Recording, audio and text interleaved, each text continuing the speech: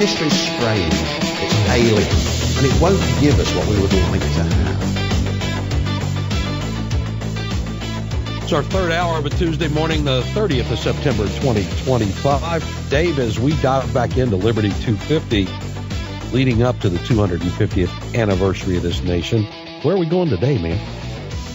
It's 1774, and by the end of May, as we're headed into June, the Virginia House of Burgesses is, of course, meeting in the state capital, the colonial capital of Williamsburg, Virginia. Now, if you've never been to Williamsburg, I recommend you go, because the places we're going to talk about today are still there, and you can actually go there and put your hands on them and see it for what it is. That is so cool that you can do that still today. Williamsburg is one of my favorite places on the East Coast. It's great, and it's fascinating to know that the very places that we're talking about, this is where it happened. This is actually it. In 1774, in March of 1774, we talked about the fact that Parliament had passed the Boston Port Act as part of the Intolerable Acts. They had closed the port of Boston and basically dissolved the colony of Massachusetts, did away with their legislature, started quartering people, and closed that port, all in an attempt to starve Boston into submission. When the news reached Virginia in mid to late May of 1774, the House of Burgesses met on the 25th of May, and they passed a resolution that called for the colony of Virginia and all the people there to spend time in fasting and prayer for the people and the city of Boston on behalf of them. And so it's kind of a thoughts and prayers of the 1774. I mean, does it really do anything?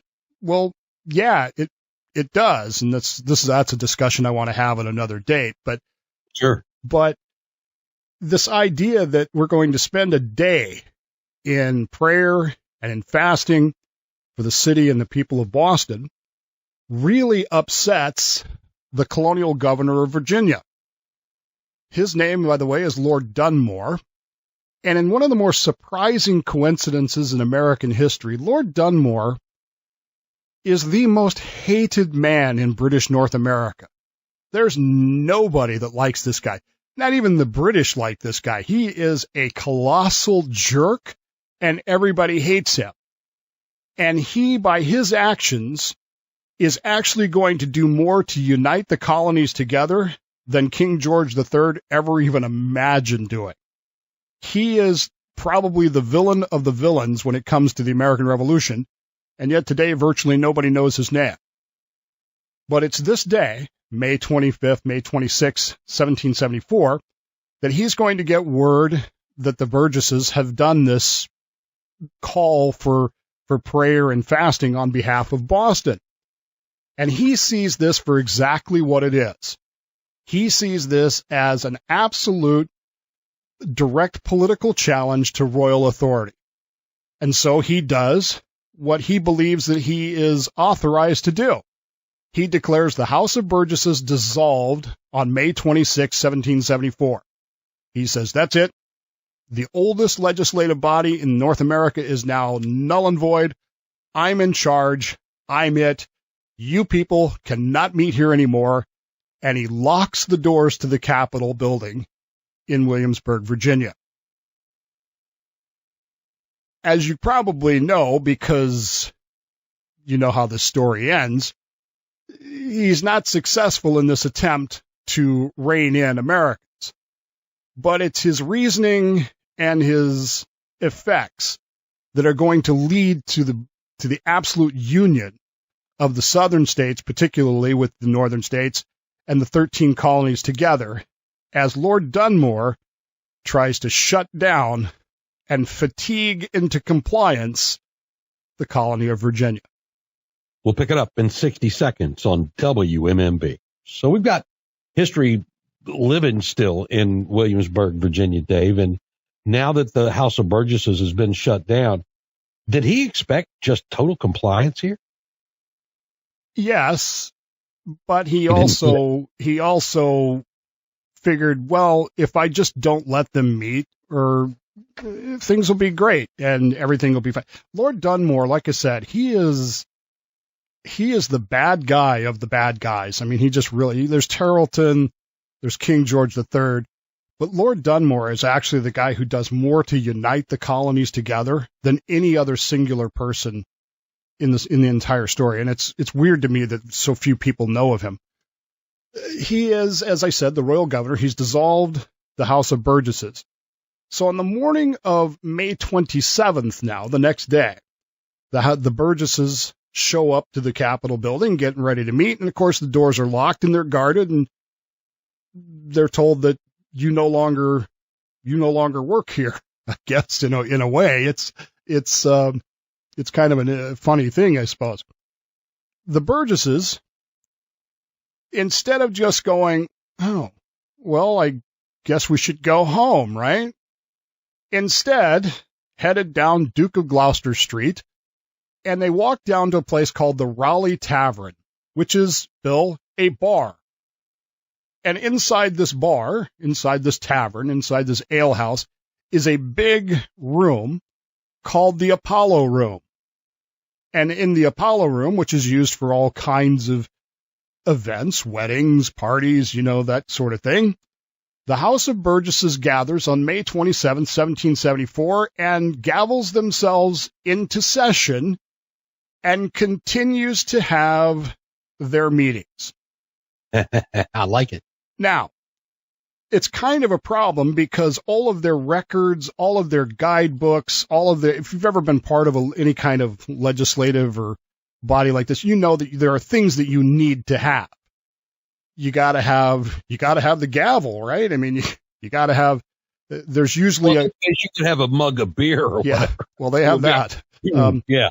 There's usually a Robert's Rules of Order, a parliamentarian who has documents, how we do things. There's records of your debates, so that if somebody needs to go back, they don't have any of that. All of that stuff has been locked up, and they don't have it. And normally, a legislative body full of lawyers might say, well, we can't meet because we don't have all of our stuff. But the House of Burgesses says, nah, we don't need it. And they begin to reiterate their, not just their proclamation for fasting and prayer on June the 1st, but they're going to go beyond that. They're actually going to start a process that will cause, well, a lot of things to happen.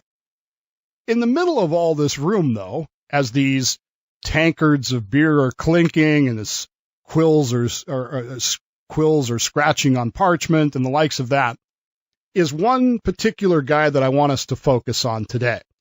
His name, by the way, is Benjamin Harrison. And I know you're going, Benjamin Harrison, I know that name. Where do I know that name from? Who is Benjamin Harrison? Isn't he a president of the United States? Why, yes, he is. But not this Benjamin Harrison. This Benjamin Harrison happens to be that Benjamin Harrison's father. Oh, and by the way, he also happens to be the grandfather of William Henry Harrison, who becomes president later on as well. This is a powerful family politically in the state of Virginia. Benjamin Harrison is a big guy. He is well known for his gregariousness. He is well known for his loyalty. He's well known for his generosity, and especially his sense of humor. His sense of humor is legendary. In fact, later on, he's going to tease Eldridge Gary about how when we get hung by the king, it'll be good for me because I'm so big, it'll be quick, but you're so small, for you, it's going to take a while. Love a guy with a dark sense of humor. Yeah, he really has that. And he is in the middle of this room. It's important to understand that he is not a firebrand. He is not Patrick Henry. He's not Thomas Jefferson. He's not James Madison.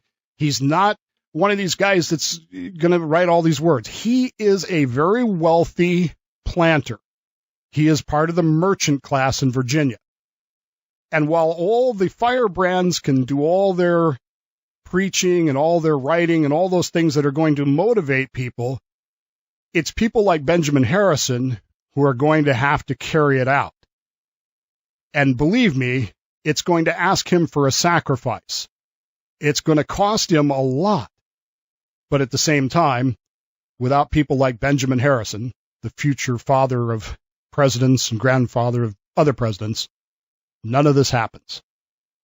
And we pick it up when we continue in moments right here on 92.7 FM WMMB. This is Dave Does History on Bill Mick Live. Renewal by Anderson bringing you this hour. Dave Bowman along and bringing us this edition of Dave Does History. Our Liberty 250 series continues. So we've got Benjamin Harrison, Dave, who is influential and powerful, and he wasn't a member of the House of Burgesses. He went to support them, or was he a part of this at the time? Well, he's part of the House of Burgesses. Why am I not hearing you? I hit the wrong button again. There you go. He's part of the House of Burgesses, and the reason is because he's very wealthy and very, very influential, even though he's not a firebrand. Now, the thing to keep in mind that he is a tobacco planter, and tobacco is, of course, as we all know, tobacco is a huge thing in Virginia and North Carolina. What we don't often associate with this, though, is that we talk about the slave trade. We talk about the molasses to the New England, to the rum, to the wherever, and the slaves back over. What we forget is that tobacco was far bigger and far more influential in that than rum ever was. And so that's who we're dealing with here. Yes, he's a slave owner.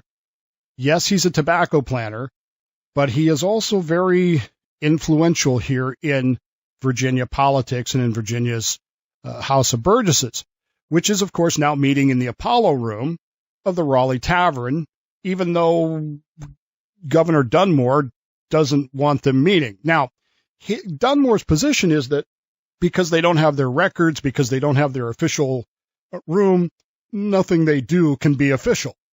So he sort of ignores it.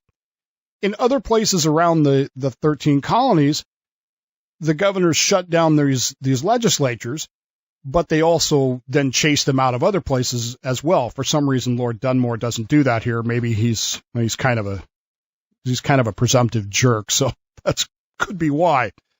Okay. As they begin to debate these things, as they begin to talk about this, they are deeply concerned. And they come to a realization that if Parliament can shut down Boston, what's to stop them from doing it in Norfolk, which of course is the biggest port in Virginia? And if they can shut down Norfolk, then they can shut down Savannah. And if they can shut down Savannah, then they can shut down Philadelphia. An attack, this is what comes out of here, an attack on one colony is an attack on all of the colonies. And they start to realize this, and they start to discuss Congress's colonial association ideas, and they decide that, well, this really doesn't take it far enough. We need to look at what we're doing here and actually make Virginia hurt England, Great Britain. What is our number one output? What's the number one thing we ship over to England? Merry old England and Europe in general, tobacco. Tobacco is a highly addictive substance, as we all know, and it's also very popular. And if you start cutting back on that, it's very possible that people in England might start seeing things your way. So, Dave, they're going to withhold the tobacco, and you can't expect a positive reaction, I guess. They're going to do more than that, but think about what that means to somebody like Benjamin Harrison. He's going to take a hit. He and other tobacco planters are going to take a huge hit. We're going to ask them to sacrifice for colonial unity. And instead of saying, oh, that's going to hurt me, Benjamin Harrison says, spot on, crack on, we're going to do this. See, there's another difference in the mindset then compared to today. Well, and in fairness, Lord Dunmore is going to do something here that's going to influence us that we're not going to talk about today that will actually have a huge impact on this. and will, as I said, do more to unite the colonies than anything else for all the wrong reasons. But it does play a role in this, and we'll talk about that when we get to that particular grievance.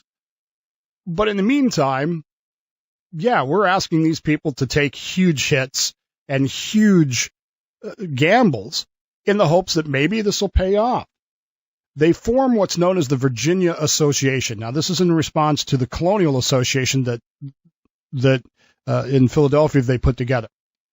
In this, they are going to agree that nobody in Virginia will import anything from Great Britain. Nothing. They will not consume certain goods that are imported from England. They will wear their own clothing that's made locally, homespun clothing. This is where that term comes from. This is an idea of self-sufficiency, economic independence. They're not going to export anything. We're going to stop sending tobacco, other staple crops to Britain. But again, since their economy depends so heavily on this, it's a very radical step, and it risks severe financial ruin for the colony's planter class, including Benjamin Harrison. They're going to form enforcement committees, Bill. They're going to send around groups of people who inspect and monitor Virginians to make sure that they're complying with all this. Wow. Make sure you're not, importing all this stuff. And they're going to put on, of course, social and political pressure through the social media of the day. They are going to dox people who violate this association and make sure that everybody knows that, hey, this person's cooperating with the British, and we don't want that. We don't like that. Harrison, of course, is not just supportive of this, he's involved with it from the beginning, and many of the descriptions talk about the fact that his booming voice and his laughter are heard throughout the room over and over again as they tack on things to this, even including things like stop drinking tea.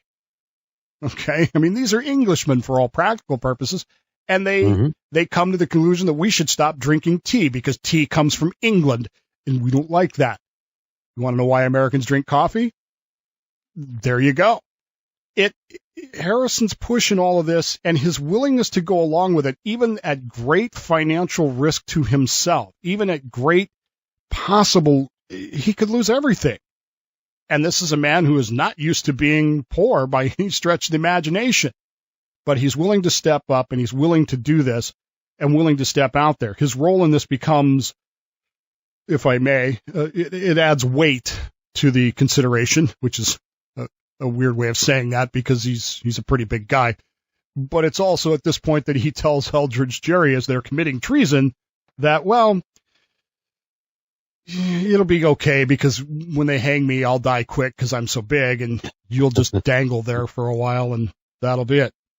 The Burgesses also commit one more thing to paper. They call for the Continental Congress. They want a Congress of all 13 colonies to meet and to discuss these issues and to begin to govern the 13 colonies as an organized, united group.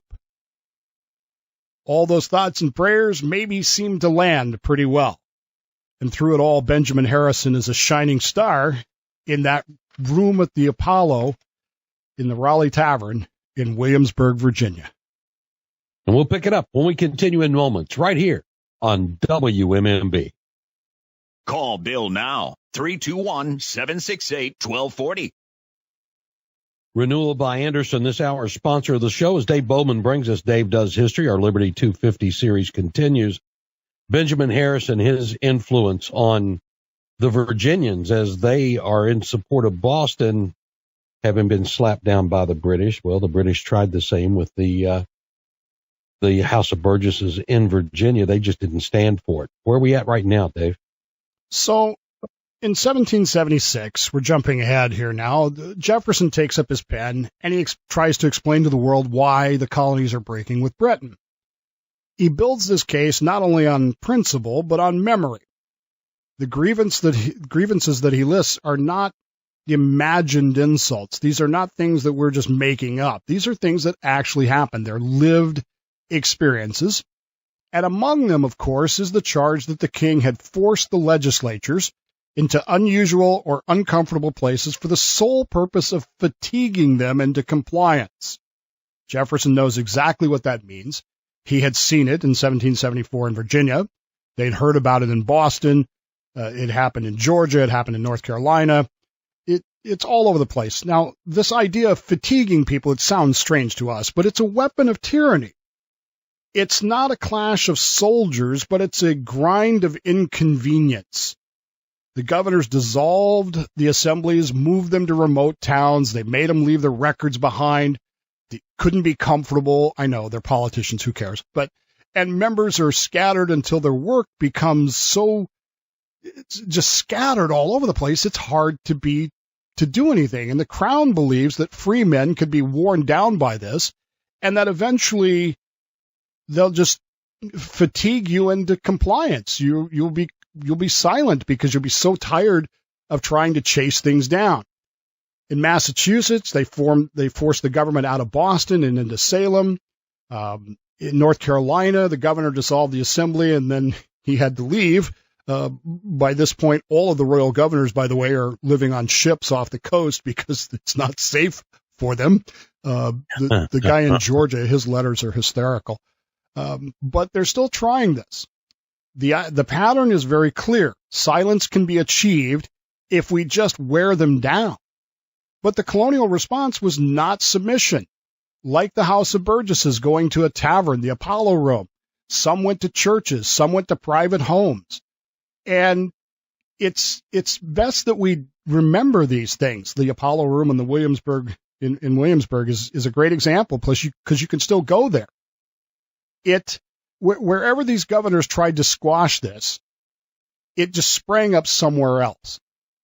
And it caused the colonies to really unite as they began to sit at these tables in houses and places of worship and in taverns, and they began to put together these things. And men like Benjamin Harrison, who signed the Virginia Association pledging non-importation, non-consumption, and if necessary, non-exportation, it was no idle gesture. He was risking his livelihood when he put his name to that document. But he did it, as I said, with humor, and there you go. 2 years later, by the way, he would be a delegate to the Continental Congress, and again, he would be known for his sense of humor. Jefferson's words and his use of the word fatigue captures both the insult and the complete failure of British policies. Governors believed that they could wear down resistance with inconvenience, but instead they taught the Americans that liberty did not require a formal chamber or a royal seal. Boy, is that a lesson for today.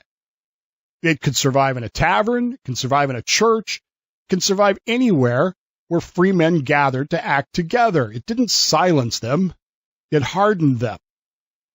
Now, in the end, Jefferson's fourth grievance was about more than just a locked chamber or a forced march into an uncomfortable room. It's about a tactic of power that should feel just as familiar to us today as it did in 1774.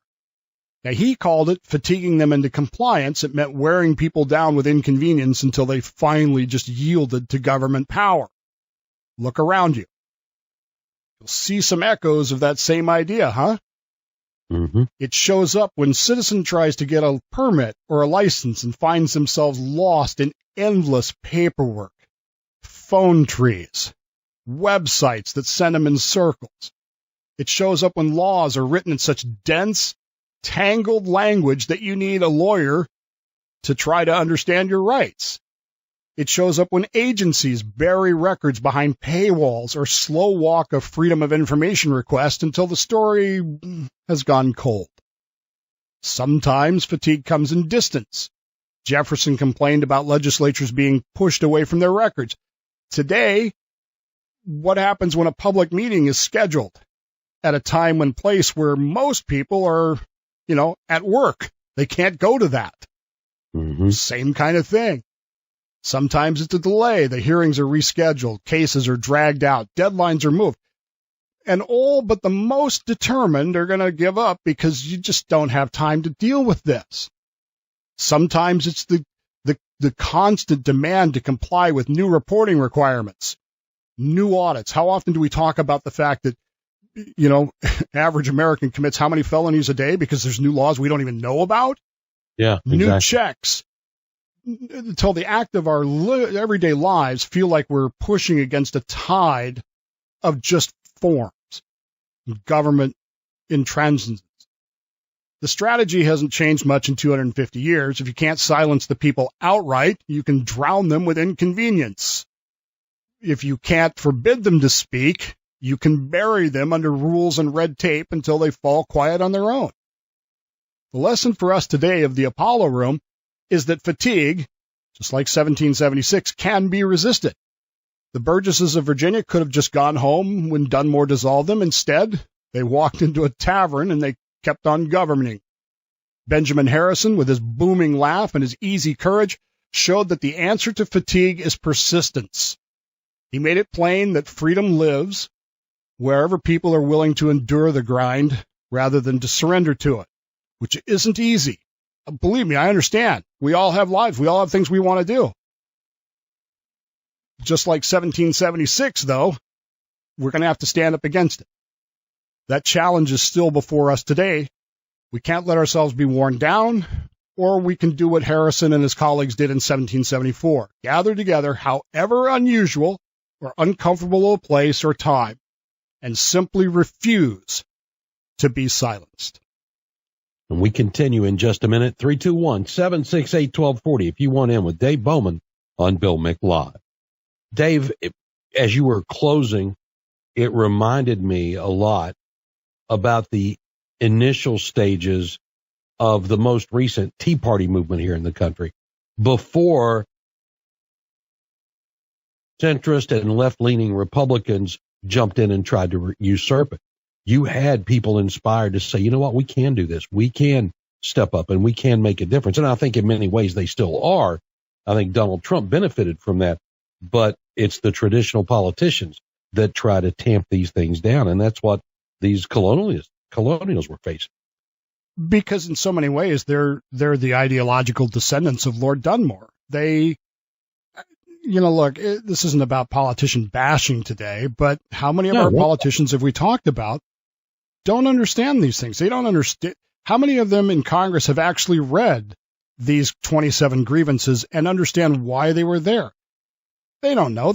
For God's sakes, they haven't even read the Constitution. As I so often complain about, we had a sitting Speaker of the House who didn't know that you couldn't pass ex post facto laws. His exact quote was, "I didn't know that was in there." How can you not know that? You're the Speaker of the... Anyway. And what would make you think it was right in the first place? Yeah. So it's not surprising. Now, again, it comes back to why don't we know these things? We read that he has caused us to be fatigued by moving our legislatures. To us, it goes right over our heads. Yeah.